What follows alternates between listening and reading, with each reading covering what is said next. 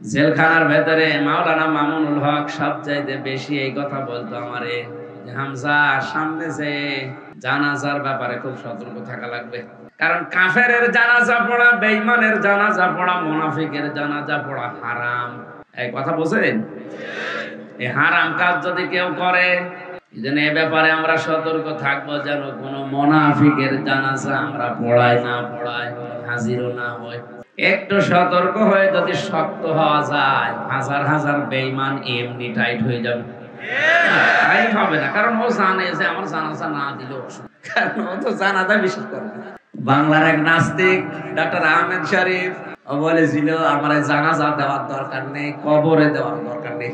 ছাত্ররা বলেছে স্যার আপনারে করবো কি, উড়িয়ে ফেলি? না, হিন্দু ধর্ম বিশ্বাস করি না। আপনারে করবো কি? আমার লাশটা ঢাকার মেডিকেল কলেজে দিয়ে দিও। ছাত্র ছাত্রীরা আমার লাশ কেটে কেটে ডাক্তারি শিখবে। মারা যাওয়ার পরে নিয়ে গেছে অ্যাম্বুলেন্সে করে। মুসলমান ছাত্র ছাত্রী যারা মিছিল আরম্ভ করেছে, না এ নাস্তিকের লাশ নিয়ে আমরা ডাক্তারি শিখবো না। যে আল্লাহরে বিশ্বাস করে না, ওরে কেটে কি পাবো? অ্যাম্বুলেন্সের ড্রাইভাররা জানে ভার্সিটির ছেলে মেয়েরা যদি একবার খেপে ওই অ্যাম্বুলেন্স আগুন লাগিয়ে দিতে পারে। তাড়াতাড়ি মাথা ঘুরিয়ে লেটা কোথায় নিয়ে যাবে? ওর তো জানাজা দেওয়া নিষেধ, কবরে দেওয়া নিষেধ, পুড়িয়ে ফেলা নিষেধ, টেনে ফেলে দিয়ে যা।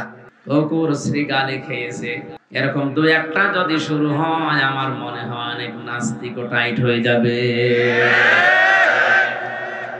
অনেক চারটা বিষয়, আমি 2 বছর 8 মাস ওনার সাথে ছিলাম, সবচাইতে বেশি 4টা বিষয় আমাকে বলতো। এই জানাজার বিষয়টা 1 নাম্বার, যে এটা আমি পড়াবো না।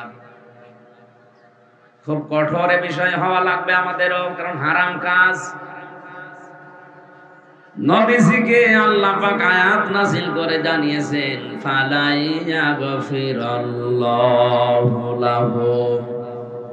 এখানে আল্লাহ যদি মুনাফিক শুধু আব্দুল্লাহ ইবনে উবাই উদ্দেশ্য হতো তার নাম দিত, আল্লাহ হোম দিয়েছেন। তার মানে এর মতো চরিত্র কিয়ামত পর্যন্ত অনেকের হবে, আল্লাহ জানে। তাদের জন্য যদি ৭০ মাররাতান ৭০ বার আমরা দোয়া করি, কবুল হচ্ছে না, হবে না। আলহামদুলিল্লাহ, বাংলাদেশের ঐতিহ্যবাহী জেলা জামালপুর সদর থানার অন্তর্গত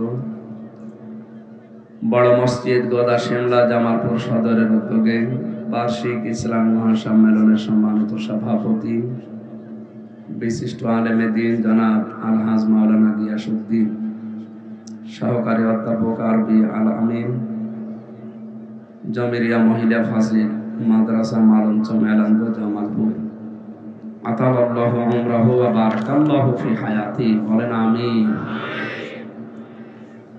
জান্নাতে একটা অনুষ্ঠান এরকম হবে, আল্লাহ নিজেই থাকবেন সভাপতি, বিশ্বনবী হবেন প্রধান অতিথি, দাউদ আলাইহিস সালাম সূরা তাহা তেলাওয়াত করে অনুষ্ঠান উদ্বোধন করবেন। মুহাম্মদুর রাসূলুল্লাহ সাল্লাল্লাহু আলাইহি ওয়াসাল্লাম সূরা রহমান পড়বেন। আমাদের মালিক, আমাদের মনিব মহান রব্বুল ইজ্জাত ওয়াল জালাল তার কুদরতের কণ্ঠ দিয়ে সূরা ইয়াসিন তেলাওয়াত করে শোনাবে।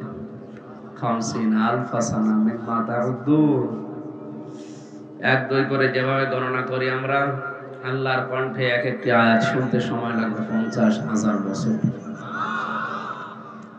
জান্নাতের ওই ময়দানে সম্মানিত সভাপতিকে যেন শ্রোতা হিসাবে আল্লাহ একটু জায়গা করে দেন, বলেন জোরে, বলেন আমিন। এতক্ষণ আলোচনা রাখলেন কুষ্টিয়া থেকে আগত ইসলামিক চিন্তাবিদ মুফাসসিরে কোরআন জনাব মাওলানা আসলামউদ্দিন জিহাদি, মুফতি শরীফুল ইসলাম জামালি, আমন্ত্রিত উলামায়ে কেরাম, মঞ্চে বসা মাওলানা আবুল কাসিম সহ নাম না জানা অন্যান্য সম্মানিত ব্যক্তিবর্গ, সামনে বসা মুসলমান ভাইরা, পর্দার আড়ালের সম্মানিতা মা এবং বোনেরা, প্রশাসনের ভাইরা, প্রাণপ্রিয় জামালপুরবাসী, এই জেলায় প্রবেশ করলে আমার শ্রদ্ধাভাজন শিক্ষক, আপনাদের এলাকার সন্তান, এ জামালপুরের কৃতি সন্তান ডক্টর আবা সাইফুল ইসলাম সিদ্দিকী, আতালাল্লাহু উমরাহু ওয়া বারাকাল্লাহু ফি হায়াতি, কোরআনে কারীম শোনার জন্য যিনি নিয়ে আসলেন, এটা নিয়ামত মনে করছি আমরা, নাকি? খুশি হয়ে বলেন আলহামদুলিল্লাহ।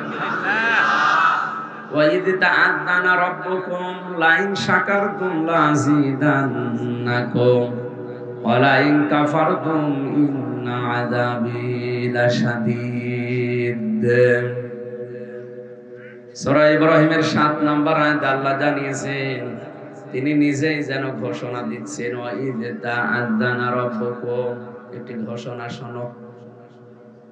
আল্লাহ নিজে মাইক হাতে নিয়ে মনে হচ্ছে নেমে পড়েছেন, একটি এলান শোনো। ও জামালপুরবাসী, একটি এলান শোনো, একটি ঘোষণা শোনো। কি সেই ঘোষণা? লাইন শাকারতুম লাযিদান্নাকুম, যদি আমার নিয়ামতের শুকরিয়া আদায় করো এটা আমি আরো বাড়িয়ে দেব। বাড়িয়ে দেওয়ার জন্য আল্লাহ যে শব্দ চয়েস করলেন লাযিদান্নাকুম, লামে তাকিদ নুনে সাকিলা, গ্যারান্টি দিয়ে বলছেন আমি বাড়িয়ে দেবই। এখন আমাদের প্রশ্ন, নিয়ামতের শুকরিয়া আদায় করতে হয় কি করে? বাংলাদেশে আমরা মনে করি টুটি পর্যন্ত খেয়ে একটা ঢেকর তুলে বললাম আলহামদুলিল্লাহ, হয়ে গেল। না, এটা বাক্য। নিয়ামতের শুকরিয়া যদি আদায় করতে হয় কমপক্ষে ৩টা জিনিস আপনাকে মানা লাগবে। ১ নম্বরে মুখে বলা লাগবে যে হ্যাঁ এটা নিয়ামত। এটা মানেন তো? এটা মানেন? অনেকের কাছে তো এটা নিয়ামত মনে হয় না, এটা গজব মনে হয়। কোরআনের আয়াত নাজিল হলে সবচাইতে বেশি ঝামেলায় পড়তো মুনাফিকরা। আর বাংলাদেশে কোরআনের আলোচনা হবে শুনলে ঝামেলায় থাকে মুসলমানরা। ১৫০০ বছর আগে মুনাফিকরা সব সময় ভীত সন্তুষ্ট থাকতো, না জানি কখন আমার বিরুদ্ধে আসমান থেকে নাজিল হয়ে যায়। তারা তো আমরা জানি মুনাফিক। বাংলাদেশে কোরআনের আলোচনা হবে শুনে যাদের ভেতরে ধক ধক শুরু হয় বুঝতে হবে এটাও নামধারী মুসলমান, দাবি করলে ওটা মুনাফিক। মুনাফিকের জানাজা পড়া জায়েজ আছে, কবরে দেওয়া, এক কথা বলে না কেন? দোয়া করা, ওয়ালা তুসাল্লি আলা আহাদিম মিনহুম মাতা আবাদা ওয়ালা তাকুম আলা কবরি। সূরা তাওবার ৮৪ নম্বর আয়াতের প্রথম অংশে আছে, হে নবী,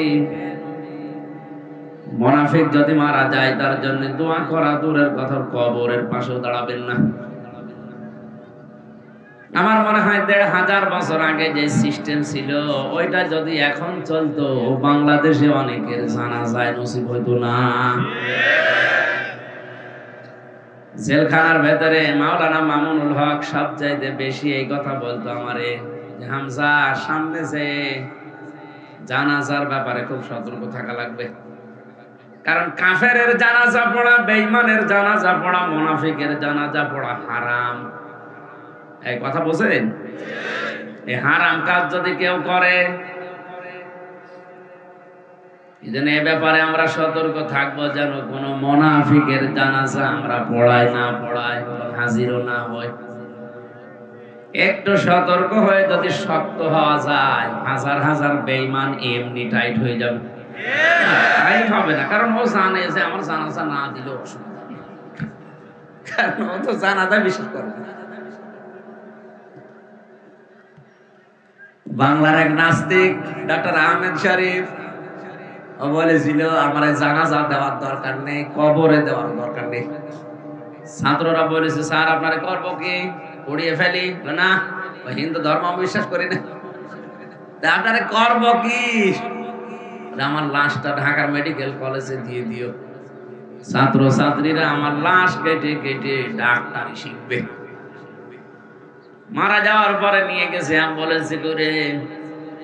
মুসলমান ছাত্র ছাত্রী যারা মিছিল আরম্ভ করেছে, না এ নাস্তিকের লাশ নিয়ে আমরা ডাক্তারি শিখবো না, যে আল্লাহরে বিশ্বাস করেন ওরে কেটে কি পাবো?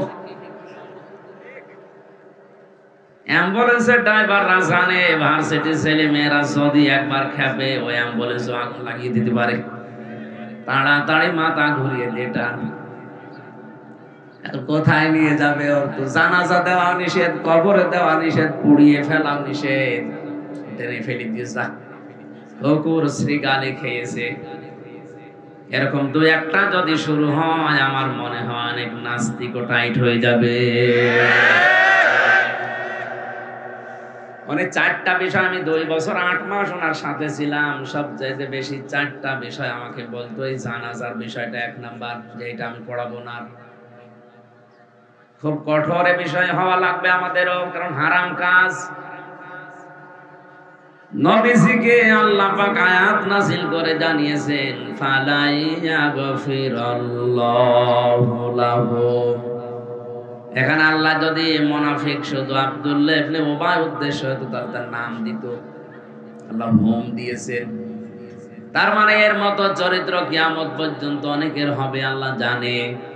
তাদের জন্য যদি ৭০ মাররাতান ৭০ বার আমরা দোয়া করি, কবুল হচ্ছে না, হবে না। এক ফির মজারে, বর্তমান ভবিষ্যৎ, প্রেজেন্ট ফিউচার। হে নবী, মুনাফিকের জন্য যদি আপনি দোয়া করেন ৭০ বার না। নবীজি ওই আয়াতের তাফসিরে আমি পড়েছি, তাফসিরে হাক্কানিতে উনি মনে মনে করছিলেন আমি ৭১ বার দোয়া করব এই লোকটার জন্য। আল্লাহ তো ৭০ বারের কথা দিয়েছে, আমি ৭১ বার করব। তখনই ফালাইয়া গফিরাল্লাহু লাহু নাযিল হয়। হে নবী, এর জন্য ৭১ বার না, আপনি কোটি কোটি বার এর জন্য দোয়া করলে কবুল হবে না। কাকে বলেছে? যে নবী কোনোদিন হাত তোলায় লাগেনি, মনের ভেতরে কামনা আসলে দোয়া কবুল হয়ে গেছে। জামালপুরবাসী মাথায় যদি মগজ থাকে চিন্তা করে, এই লোকটা নবীজির পেছনে নামাজ পড়তো, নবীজির সাথে রোজা রাখতো, ইফতারি করতো, ওর সব ছিল প্রায় নবীর মতো। শুধু রাজনৈতিক দর্শনে আল্লাহর নবীকেও মানত না। তলে তলে ওর নেতা ছিল আবু জেহেল। রাজনৈতিক জীবন যে একটা জীবন বলে আছে, অনেকে মনে করে না এটা দুনিয়ার কাজ, অথচ এটাও দিয়েছে আখিরাত তৈরি করা যায়। অনেকে জানেও না, বিশ্বাসও করে না। ওই কথাগুলো সতর্কমূলক বলতে গেলে বলো হুজুর এটা রাজনীতি। কোরআনে নামাজের কথা বললে যদি রাজনীতি না হয়, রমজানের কথা বললে যদি রাজনীতি না হয়, কোরআন দিয়ে নবীজি 10 বছর এ দেশ চালিয়েছেন, এই কথা বললে রাজনীতি হয়, বুঝতে হবে আপনি মুনাফিক। মুনাফিক মারা গেলে আমি আবার বলছি এর জন্য ৭০ বার ৭১ বার না, শুধু হামজা দিয়ে না, গিয়াসউদ্দিন দিয়ে না। আপনি যদি একেবারে কাবার ইমাম সুদাইসি দিয়েও জানাজা পড়ান, ওটা কবুল হবে না। এজন্য আমরা যেন মুনাফিকের কোন জার ভেতরে না থাকে। এটা নিয়ামত, এটা মনে করে আমরা খুশি, আমরা মুখে প্রকাশ করছি, বলেন আলহামদুলিল্লাহ। 2 নম্বরে মনের ভেতরে একটা অনির্বচন সুখ পাবেন আপনি। কি সুখ? শব্দ উচ্চারণ করতে পারছেন না? একটা অনির্বচন সুখ আপনি অনুভব করবেন। এটা কেমন? এটা পাখি যখন ছ মারে, বাচ্চাগুলো পলকের নিচে, পালকের নিচে, এই যে নরম মোলায়েম সফট কমল মায়ের পাখার নিচে আশ্রয় নিয়ে একটা কিচির মিচির আওয়াজ দেয়, বাংলাতে এটারে বলা হয় অনির্বচন সুখ। আপনি যখন কোরআনে কারিমের অনুষ্ঠানকে নিয়ামত মনে করবেন, আপনার অন্তরে ওইরকম একটা সুখ অনুভব করবেন আপনি, বলেন সুবহানাল্লাহ। 3 নম্বরে এখান থেকে যেটা ডেলিভারি দেওয়া হবে, এই কথাগুলো আপনার প্র্যাকটিক্যাল লাইফে আপনি মিলানোর সিদ্ধান্ত নেবেন আল্লাহর মর্জি মতো। কয়টা বললাম? আরো জোরে বলেন। এই 3টা বিষয় যদি সমন্বয় হয়, লা আযীদান্নাকুম, অবশ্যই আমি আল্লাহ তোমাদের জীবনে এরকম নিয়ামত আরো দেব।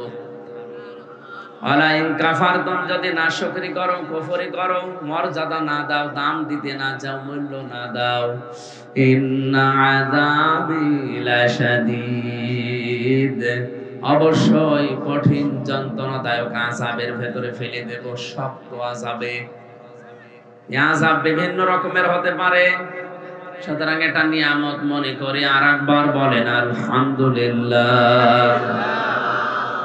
দরুদ আর সালাম পড়ছে আমাদের নবী মুহাম্মদুর রাসূলুল্লাহ সাল্লাল্লাহু আলাইহি ওয়াসাল্লাম।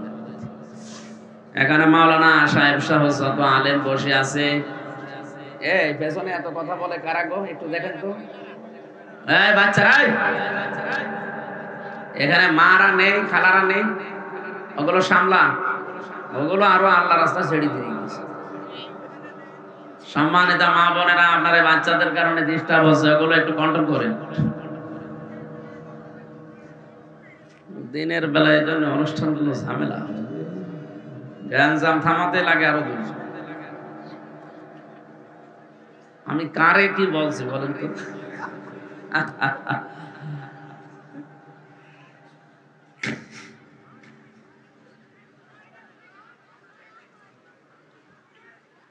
জামালপুরবাসী আমি বলছিলাম, যত আলেম এখানে বসে আছে, যারা আমরা নামাজ কালাম পড়ি, সবাই জানি ওযু করলে ওযু ভেঙে যায় 7টা কারণে। কয়টা কারণে? এর একটা কারণও যদি আপনার ভেতরে পাওয়া যায়, আপনার ওযু শেষ। ওই ওযু দিয়ে নামাজ হবে? জোরে বলেন। নামাজ পড়তে দাঁড়িয়েছেন, 19টা কারণে নামাজ ভেঙে যায়। একটাও যদি পাওয়া যায়, ওই নামাজ আর নামাজ থাকে? বলেন। কাজ আমল এটাও ভেঙে যায় 2টা কারণে।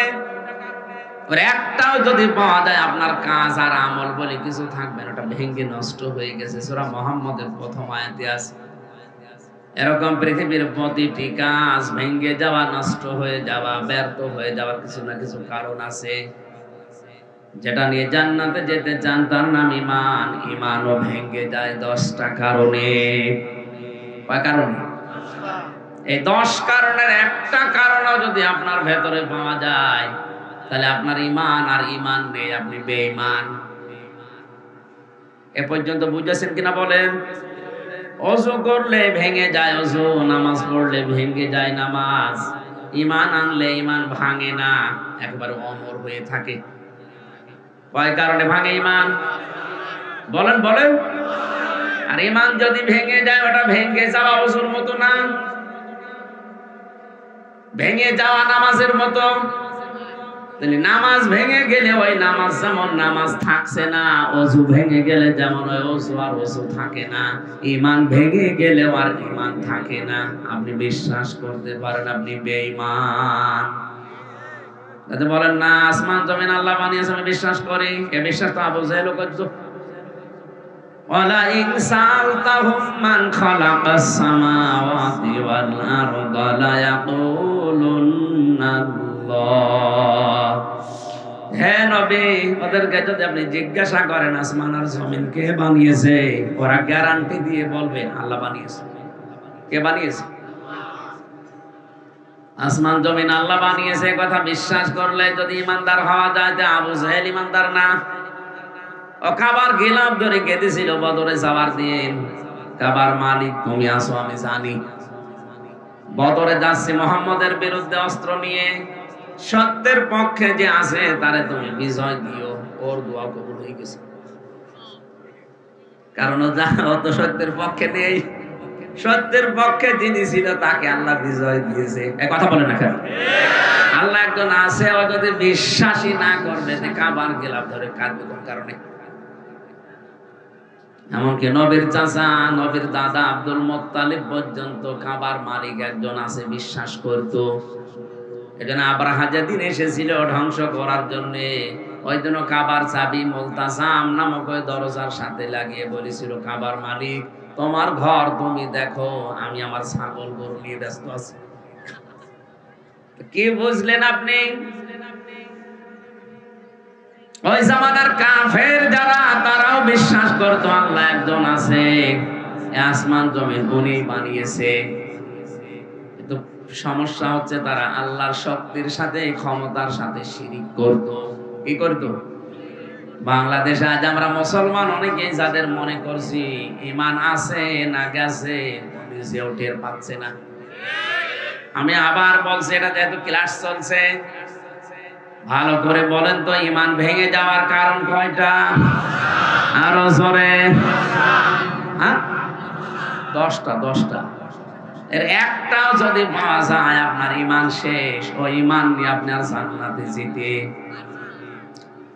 আমার আলোচনা এটা না, আমি সামারাইজ করে মাত্র একটা বলছি, 4 নাম্বারটা। যেই লোকটাই দুনিয়াতে বিশ্ব নবী বাদ দিয়ে অন্য কাউকে আদর্শ হিসাবে উত্তম মনে করে তার ঈমান ভেঙে যায়। এটা আমি বানালাম নাকি? সূরা আহজাব 21 নম্বর আয়াতে রাসূলুল্লাহ, এজন্য তার নামের আগে পরে আল্লাহ লাগিয়ে দিয়েছেন উসওয়াতুন হাসানাহ। সুবহানাল্লাহ বলতে পারেন না? নবীজি মুহাম্মদুর রাসূলুল্লাহকে বাদ দিয়ে পৃথিবীর কাউকে যদি কেউ আদর্শ মনে করে চলে, বিশ্বাস করেন ওই লোকটার ঈমান ভেঙে গেছে। হাদিস পড়েছি, আল্লাহর নবী জানিয়েছেন, আমি যেই দিন নবুয়ত পেয়েছি ওই দিন থেকে কিয়ামত পর্যন্ত যদি এই পৃথিবীতে মুসা নবী, ঈসা নবী, দুইজন নবীর নাম তিনি বলেছেন, যদি এই দুইজন নবী দুনিয়াতে কোনোদিন আসে আর আমার আদর্শ বাদ দিয়ে কেউ যদি মুসা নবী, ঈসা নবীর আদর্শ গ্রহণ করে, আমি বিশ্ব পড়ে দোয়ার মানে কি? আলেম বলছে এটা শুধু দোয়া না, এটা কোরআনের আয়াত। এর অর্থ হচ্ছে, আল্লাহ তুমি আমাকে একটা নেককার সন্তান দান করো। যুবক মনে করছে আমাদের ইমামের মনে হয় ছেলে মেয়ে হয় না, বাড়ি নোয়াখালী।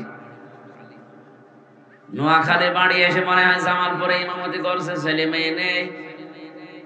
এই দোয়া পড়ে বছর হুজুর আপনার ছেলে মেয়ে কয়টা? 11টা।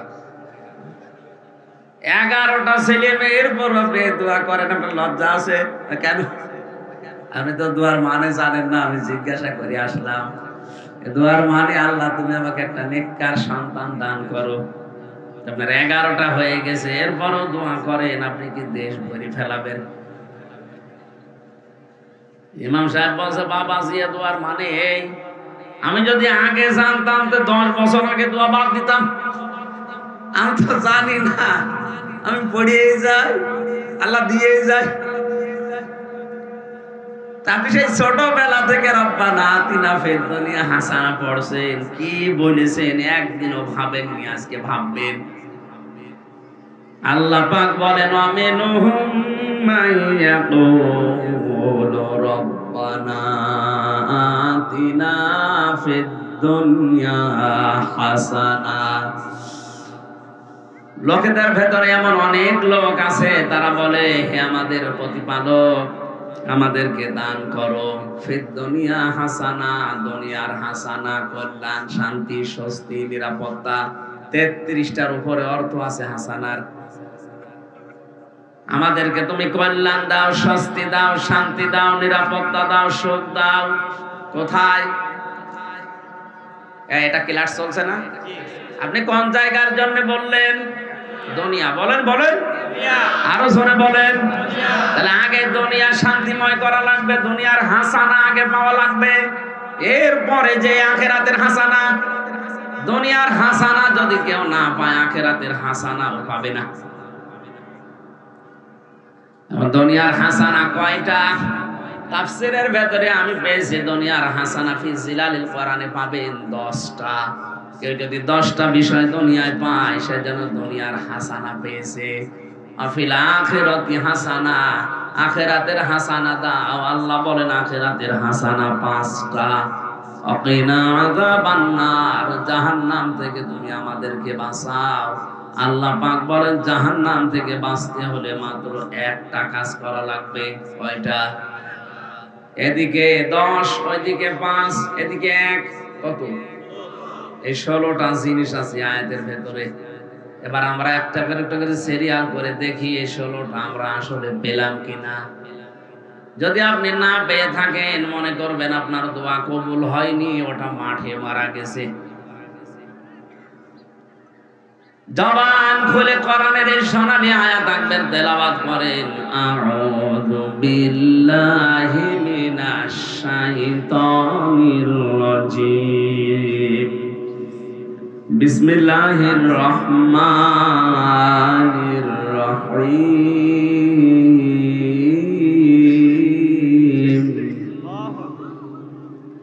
ومنهم من يقول ربنا آتنا في الدنيا حسنة وفي الآخرة حسنة وقنا عذاب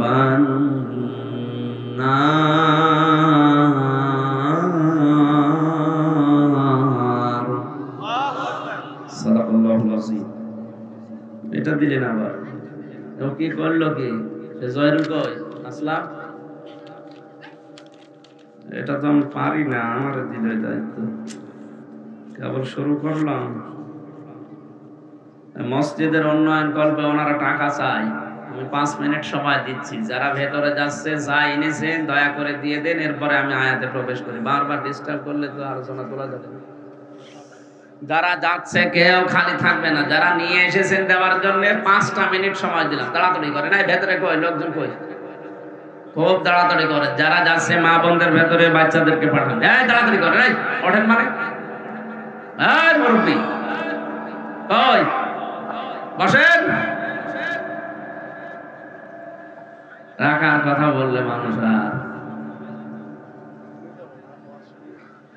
তাড়াতাড়ি খুব তাড়াতাড়ি সুবহানাল্লাহ আলহামদুলিল্লাহ লা ইলাহা ইল্লাল্লাহ সুবহানাল্লাহ আলহামদুলিল্লাহ লা ইলাহা ইল্লাল্লাহ সুবহানাল্লাহ আলহামদুলিল্লাহ লা ইলাহা ইল্লা এই দাঁড়িয়ে কি করো তাড়াতাড়ি করো লা ইলাহা ইল্লাল্লাহ মুহাম্মাদুর রাসূলুল্লাহ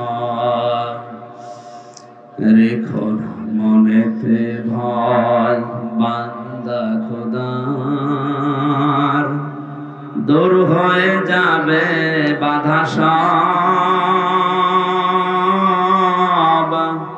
তোমার আমার এক মালিক আছেন আমাদের রব আছেন আমাদের রব সুবহানাল্লাহ আলহামদুলিল্লাহ লা ইলাহা কি করো কি তাড়াতাড়ি করো সুবহানাল্লাহ বাচ্চাদেরকে পাঠিয়ে দেন মা বোনদের ভেতরে সম্মানিত মা বোনেরা চাই ইনিশিয়েল দেওয়ার জন্য মসজিদের জন্য এটা মসজিদের উন্নয়ন চলছে আপনি 1 টাকা হলেও শরীক হন দুনিয়াতে যারা মসজিদের কাজে সাহায্য করবে আল্লাহ তাদের জান্নাতের ভেতরে ঘর তৈরি করবে এই হাদিসটা বিশ্বাস করে একটা নিয়ত করে দান করেন সুবহানাল্লাহ আলহামদুলিল্লাহ লা ইলাহা ইল্লাল্লাহ মুহাম্মাদুর রাসূলুল্লাহ এই হয়েছে এই এখানে কি কি করছে কি করেন কি আপনি বসেন তাড়াতাড়ি বের হয়ে যান যান যান যান যান যান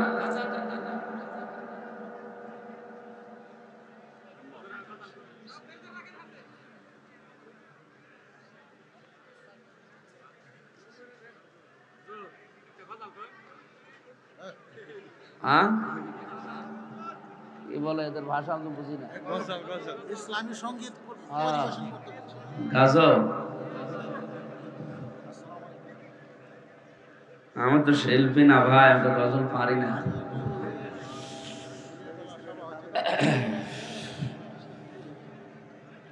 এই হয়েছে আবার এ ওঠে কি আপনি 1-1.5 ঘন্টা বসে থাকতে পারেন না আমাকে শহীদ করে আল্লাহর নাম নিয়ে নাকি ভগবানের নাম নিয়ে কব আমাকে শহীদ করো সেই মিছিলে শামিল করে নিও যে মিছিলের নেতা আমির হামজা খবায়েব খাব্বাব খোদার ছিল যারা অতি প্রিয় শামিল করে নিও। আমার ভাইরা, সূরা বাকারার 201 নম্বর আয়াতটা আমরা পড়লাম। আল্লাহ পাক বলেন, পৃথিবীতে অনেকে আছে এমন, তারা বলবে কি বলবে তারা? হে আমাদের প্রতিপালক, দুনিয়ায় আমাদের হাসানা দাও। আল্লাহ পাক বলেন, পৃথিবীর হাসানা যে 10টা, তার প্রথম হচ্ছে কোরআনে কারীম পাওয়া। এটা দুনিয়ার হাসানা। এখানে যারা বসে আছে সবাই হয়তো এক বাক্যে বলবে, কোরআন আমরা পেয়েছি, বাড়িতে চলেন আপনাকে দেখাবো। এর নাম কোরআন পাওয়া না। কেউ যদি কোরআন পায়, তাদেরকে আল্লাহ 4টা শর্ত দিয়েছেন। কয়টা? সূরা বাকারা প্রথম নাম্বার পারা 18 নাম্বার পৃষ্ঠা 4 নাম্বার লাইনের 121 নাম্বার আয়াতে দলিলটা আছে। আল্লাযীনা আতাইনাহুমুল কিতাবা ইয়াতলুনাহু হাক্কা তিলাওয়াতি। আল্লাহ পাক বলেন, আমি যাদেরকে কোরআন দিয়েছি, কিতাব দিয়েছি, তারা এর হক আদায় করে তেলাওয়াত করে।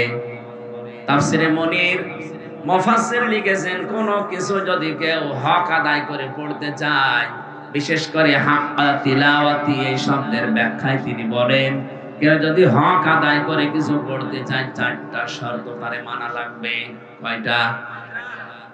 আপনি যে দুনিয়ার হাসানা পেয়েছেন, মিলান তো।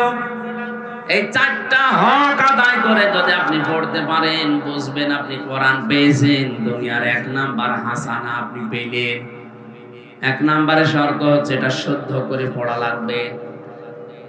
বাংলাদেশের 100 জনের 95 জন কোরআন শরীফ শুদ্ধ পড়তে পারে না। এক কথা বলেন না, আমি বানিয়ে বলছি, এটা জরিপ। 100 জনের 95 জন শুদ্ধ করে পড়তে পারে না। সারা জীবন আপনি দোয়া করলেন, রব্বানা আতিনা ফিদ দুনিয়া হাসানা, আপনার দোয়া তো কবুল হচ্ছে না। যদি এই হাসানা পেতে চান, এই রমজানটা কাজে লাগান, শুদ্ধ করে কোরআন পড়বো। সিদ্ধান্ত নেন, পারবেন ইনশাআল্লাহ। আমি গ্যারান্টি দিয়ে যাচ্ছি, যদি শুদ্ধ করে পড়তে পারেন। দ্বিতীয় শর্ত হচ্ছে এটা বুঝতে হবে, পুরা রমজানে 1 পারা করে হলো মাতৃভাষায় অর্থ পড়ে পড়ে পুরাটা শেষ করেন। একটু যদি আপনার আয়ত্ত হয়ে যায়, জেলখানায় 3টা বছর যেহেতু আমি এক ঘরে ছিলাম, 150 বারে কোরআন পড়েছি, আর 70 থেকে 75 বার বাংলা শেষ করেছি। আমার কাছে তো অনেক সহজ লাগে। আপনি একবারই রমজানে শেষ করে দেখেন, শিরক বেদাত আপনাকে দিয়ে কেউ করাতে পারবে না। মক্কা মদিনায় শিরক নেই, তার বাস্তব প্রমাণ হচ্ছে ওরা সন্তান জন্মের পরে কোরআন হাতে তুলে দেয়। আর আমাদের দেশে কোরআনে কারীম দেওয়ার সিস্টেম গুলো আমরা আরো আস্তে আস্তে হারিয়ে ফেলছি।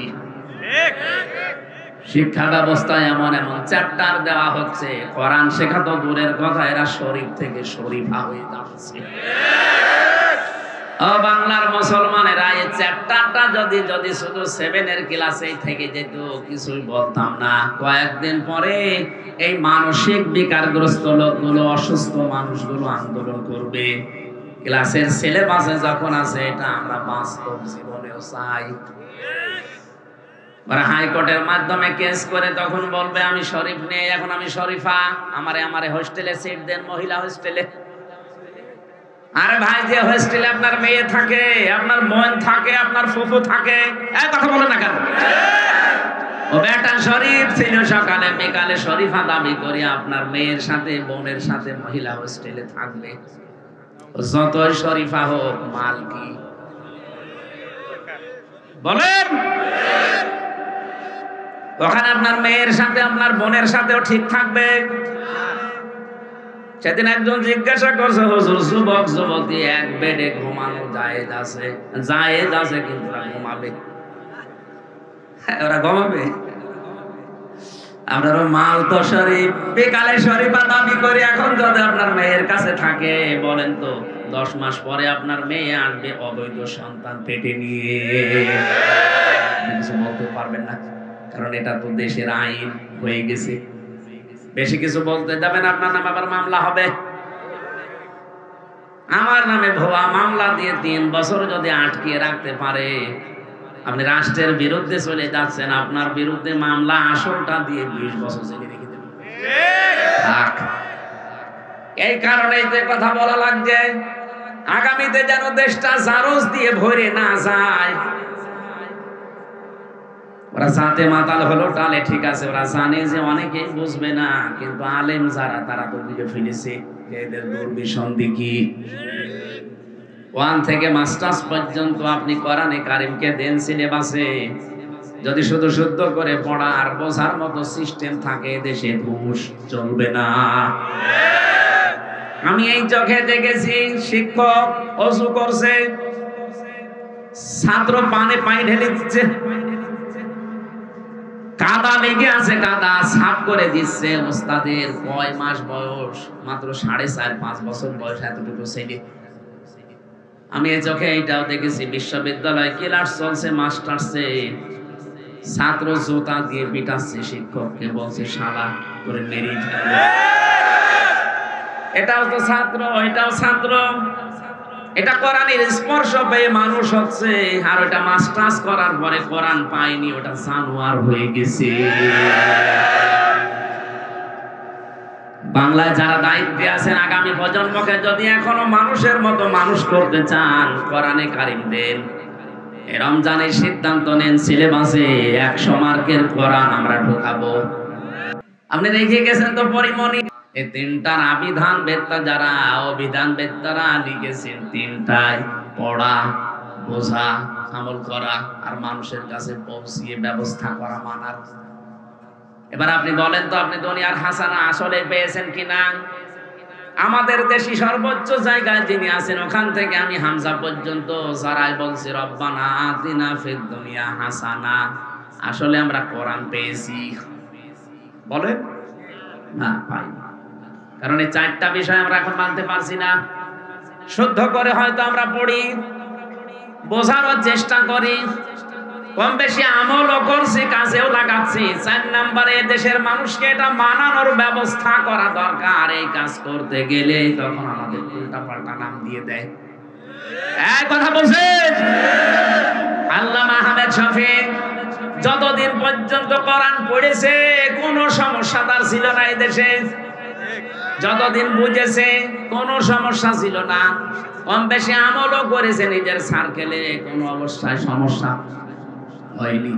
যখনই বলেছে না, এর ভেতরে যা আছে আমি মানুষকে মানাবো, এর ভেতরে আছে আল্লাযীনা ইয়াসুনা রাসূলাল্লাহ লাহুম আযাবুন আলীম, যারা রাসূলকে কষ্ট দিচ্ছে, দিবে, তাদের জন্য ভয়ঙ্কর শাস্তি আল্লাহ রেডি করে রেখেছে। সুতরাং এই দেশের মানুষ যেন নবীকে কষ্ট দিতে না পারে, গালি দিতে না পারে, বিষয় আমি সোচ্চার। ডাক দিয়েছিলেন শাপলা চত্বরে, রাম আর বামরা নামই পাল্টিয়ে দিয়েছে তেঁতুল হুজুর। নাম কি তেঁতুল হুজুর?